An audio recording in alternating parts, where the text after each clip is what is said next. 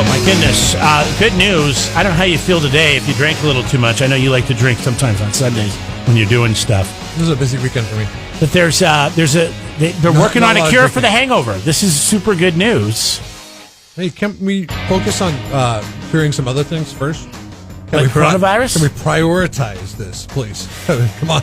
I'd like to get back to normal. If you eat foods that are high in protein, most likely they will have L-cysteine in them, which is naturally in the body, and it's also found in protein-rich foods. L-cysteine. So I'm trying to think, what are good protein-rich foods? Like almonds? Almonds are pretty high in protein. Tuna's pretty high. Like fish is really high in protein. Salmon especially, I know. And these, I wonder if it's a fat, L-cysteine. Anyways, they say if you eat a lot of this before and after you drink, then it'll lessen the effects of your headaches, your stress, anxiety, your nausea, all caused from a hangover, which is pretty good news. I'm still a fan of as my friend calls it, my chlamydia, which is the clamato and beer. How? A michelada. Why do they call it chlamydia? I don't know, because it's red. How do you spell? Yeah, I never said my friends are, on the up and up and real classy. Okay, what'd you say? What? How do you spell L-cysteine? It's L-CYSTEINE.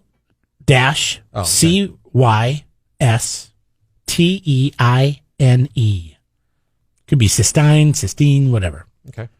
And but this is where was this done? University of Eggs. University of Helsinki. Meat. And the University of Eastern Finland. So this is the Finns. The Finns, they're drinkers. Top 10 highest foods in cysteine. These are the foods you should have as meals before a big night of drinking. Pork chops, number 1. Okay. They've got 595 milligrams in a 6-ounce pork chop.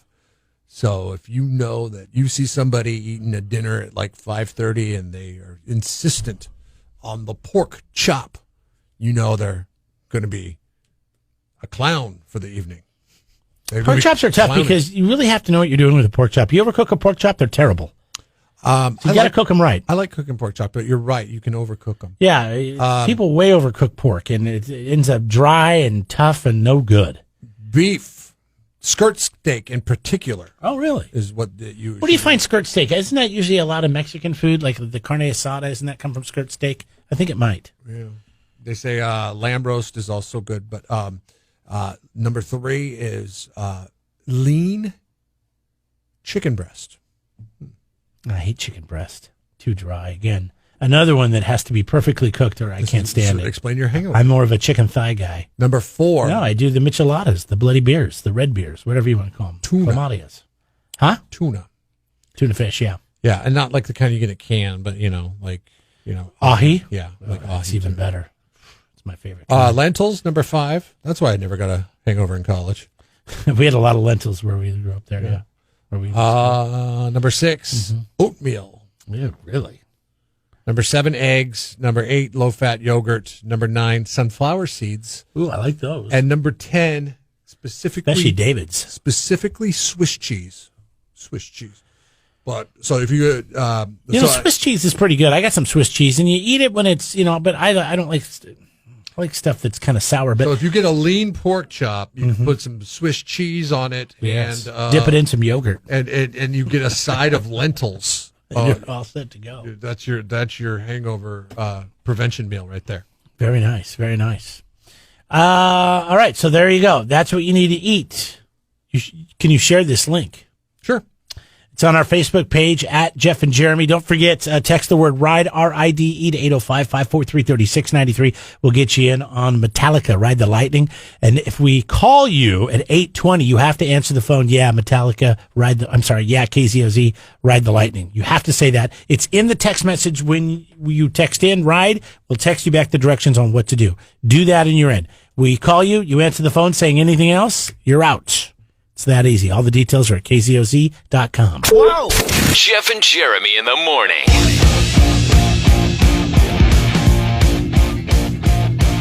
Jeff and Jeremy here online, kzoz.com. Coming up at on the 29th, this Saturday, at one of our favorite places, Jeff, CCB, is Slow Motion's new film with Patagonia. It's called Public Trust, and we've got Haley and Kristen on to talk about it. Haley's with Slow Motion, and Kristen, you're the executive director of the Central Coast State Park Association. Is that right? That's correct. Wow, that's a lot to say. How many state parks? I'd like to see that business card. What font do you use? How many state parks are on the Central Coast? Oh gosh, there's quite a few. There's lots of unknown little pieces, but we basically represent all the way from San Simeon down to Oso Lake, and the majority of them are all on the coast. So, what is, in your opinion? I mean, they're parks, so I don't think they're going to get offended. What is the most underrated little piece, I guess, of state parks that people aren't seeing enough of? Oh goodness. Man, there's all these great little trails between Morro Bay and Los Osos, and they're great little hiking trails that are still kind of on state park property, and those are underutilized. You know, most people go out to Montana de Arrow, and that's the most popular place, but we love to kind of redirect people out and about. The Harmony Headlands is another beautiful space, and a lot of people don't utilize that. Yeah. So what does your association do as far as, you know, aligned with the parks? Kristen. Yeah, so we directly support the interpretive and educational opportunities that are offered in our state parks. So if you can think back to your childhood and attending campfire programs by state park rangers, those are the types of things that we help fund. A lot of the programming are now done by docents, so trained volunteers that provide programming. Obviously, with COVID, everything's shut down for now, but the state park interpreters that are on staff are doing such incredible virtual work. And we just hosted a virtual summer camp that was incredibly popular, so we were excited to be able to help with that. Well, there's some great state parks just in our county, let alone just the Central Coast area. Jeff and I being transplants from the Northwest and, you know, getting up into Mount Rainier and doing some other fun things around the Puget Sound. But down here, it's so condensed and there's so many fun things to do. It's cool that you guys are doing that. Haley, now you're with the film Public Trust. You're with Slow Motion, and you guys are working with Patagonia to do this new movie, which is, if I understand, is not yet released, and you're doing the screening this Saturday at CCB.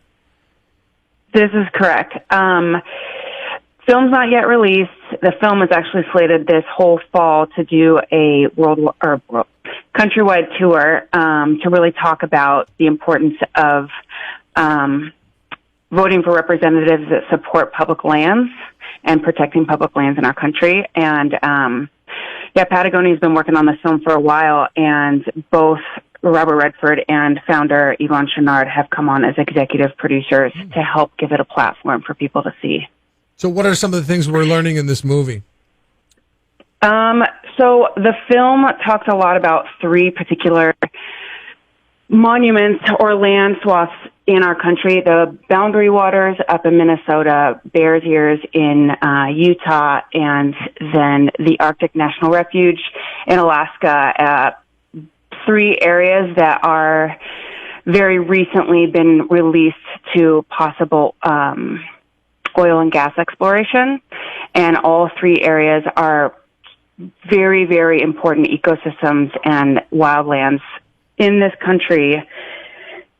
And the film just goes into depth about what is at stake when you lose either any of those places. And I think one of the important things about this film, and especially somewhere like San Luis Obispo, we're really, really lucky in the Central Coast in how we protect our lands and what we have available to us and where we get to go and how we get to enjoy our places. And it gives a lot of perspective of what's happening in other parts of the country and what's really at stake. It's interesting because you think back to Avila 20 years ago and what happened there with that oil fuel leak spill and how it shut down one of the most amazing places on the Central Coast for over a decade. And now look at it, you know, and the fact that if there is a problem, it can be fixed. And they've done such a fantastic job with this. Pretty interesting stuff. And to have Patagonia behind it, and Robert Redford, I mean, you got some really big names. How do people find out more about what Slow Motion does and the film? The easiest way, honestly, is to go to our website, slowmotionfilm.com. We've been putting on some screenings during COVID. You know, in normal times, we would have them in a theater, which Fremont is obviously, or the Palm, are our favorites. So we've been doing virtual screenings, and we're really excited to be able to partner with Kristen and CCB George over at Central Coast Brewing has been a huge supporter to do a small, intimate, in-person, COVID-safe screening on the 29th. It's just really, there's nothing better than having a small gathering of people watching films under the stars, and to be able to do that in a safe manner, we feel very lucky. Well, this time of year, you got to try the Terrifico. It's kind of like a Mexican lager, especially if it's going to be hot in a glass. It's so good. It'll be so good to watch that or drink that while you watch the film. Kristen, how do people find out more about the Central Coast State Park Association? You can visit us on our website at centralcoastparks.org. And that is a great way to support us by shopping our store and finding more information about us. And by the way, Haley mentioned slowmotionfilm.com, and that's, I mean, I don't know. We've podcast this and everything, and who knows who will listen to it, but around here, slow's spelled S-L-O. So it's SLO true. motion. It's SLOmotionfilm.com. Yeah. Right on, guys. Well, good luck with everything. It was great to talk to you. Thank you for having us. Wake up. Jeff and Jeremy in the morning. Text the word RIDE, 805-543-3693. It's the KZOZ RIDE, the text line, lightning. It's your shot to go see Metallica on the 29th. Santa Maria and Slow at the drive-in. More details at KZOZ.com. My daughter has the most bizarre eating habits. She doesn't, her favorite food, and we were talking about things being dry just a minute ago. You're talking about, I don't like pork chops because they're dry. I don't like cheese because they're dry. I don't like fantasy football. Oh, I like cheese. I mean, I'm sorry, chicken. I meant to say chicken. Chicken breast, yeah, if it's overcooked. No you don't good. like fantasy football because Greg's not having the party. Well, I still like fantasy football. It'd be better if Greg had the party. But he can't. He's busy. Creature of habit. You are. And so is my daughter. Yeah, I'm a creature of habit, too. I do this thing where if I have 3 things on my plate, I will eat one thing at a time, almost compartmentalize the food. And people always seem to, it bothers some people. My daughter does that, too. I do that as well, though. Like, definitely, tater tots are going to get eaten first because I want them hot. Yeah. Prioritize the things. Unless it's Thanksgiving, that all kind of meshes together. You know, mashed potatoes, stuffing, turkey, it all's got gravy on it. My daughter will not dip her favorite food is either chicken nuggets or chicken strips, whatever. You know, it's a good food. It's the go-to. It's the go-to. It's what she likes the best. Anywhere we go, that's what she gets every single time. Never, ever dips her chicken strips in anything. Eats them dry. Oh, really? I used to be this way. I never liked condiments. I mean, ketchup on fries, and that was it. I didn't like barbecue. I didn't like ranch. So my son watches my daughter and how she lives her life, and he tries to pattern his life after the way she lives her life. He's just recently discovered dipping sauces because he saw me doing it. And he's like, oh, I want to try some of that. And I see this overwhelming, like, newfound joy on his face when he eats chicken nuggets now, because before he was just eating them like his sister would, because that's how he thought he was supposed to do it. But now he's like all about the barbecue sauce. Yeah, well, loves barbecue sauce. Yeah, sometimes you have to try something.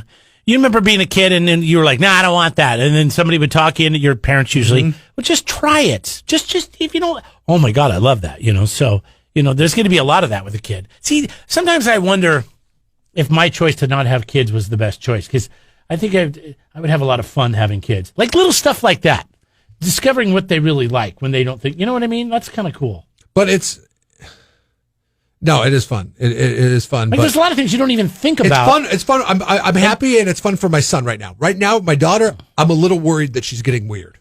Well, she's a girl, and that's normal. I remember. You say women are weird. One of my friends in junior high, her name was Christy. She would never put food in her mouth. She would tear it off with her fingers and then stick it in her mouth. She would never take a hamburger or a sandwich and just eat it, or a chicken strip or a hot dog or anything. She would have to break it off, and then she would she would put it in her mouth, like a bird. Weird. And I thought, well, that was really weird. But she was a very small person, so maybe that's how she stayed small. Maybe she'd even know it. But she'll be fine. Oh, yeah. At least she's eating and she's healthy. She's a smart kid, so you're fine. She'd tear it off, not cut it off? No, she would tear it off with her fingers. I mean, it was school, right? So it was usually a sandwich or... I wonder if Christy's still around because of the coronavirus thing, you know? I don't know. I haven't seen her All that since high finger, school. all that finger time on her food. You know. Oh, you mean with Rona fingers? Yeah. Yeah, I'm sure she's probably uses a fork and knife and is probably just putting things in her mouth now, not like a normal person. But I mean, other girls did that too. She wasn't the only one, but I just remember that was so odd. I'd sit there and watch her going, and I remember saying something to her, and she got mad at me once. She was like I offended her, and like she got embarrassed, and I was like, well, I don't care, whatever. Why do people think you're weird? 805-543-3693. Oh my God, you could call my wife, and she would tell you so many things. I am obsessed with pickles. We've talked about that with Matt before. She thinks it's very weird. I keep the pickle juice after the pickles are gone, and I drink it. That is really weird. I crave it, and it's supposed to be really good for you. So it's the vinegar, I think. Vinegar is not bad for you. So, anyways, sometimes I'll just go in there and take a guzzle. And the other day, she's cleaning out the fridge because she brought home a bunch of groceries from the store and her produce, and she's like, "Oh my God, you've got 3 containers of pickle juice in here. Well, can we get rid of at least one of these?" I'm like, "Yeah, give it to me." I just guzzled it. I learned something cool from Matt in Broad Street Public House. Matt, that's what we're talking about. And that is to reuse your pickle juice. So what I'll do is I'll go buy cucumbers and I'll reuse them and I'll let them soak for like 4 or 5 days.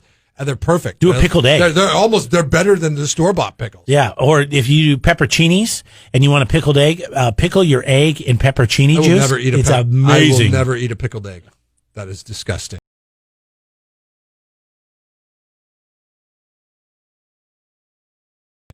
Subscribe to the Jeff and Jeremy podcast now on Apple Podcasts, Spotify, Google, and YouTube. It's your Central Coast commute-friendly podcast.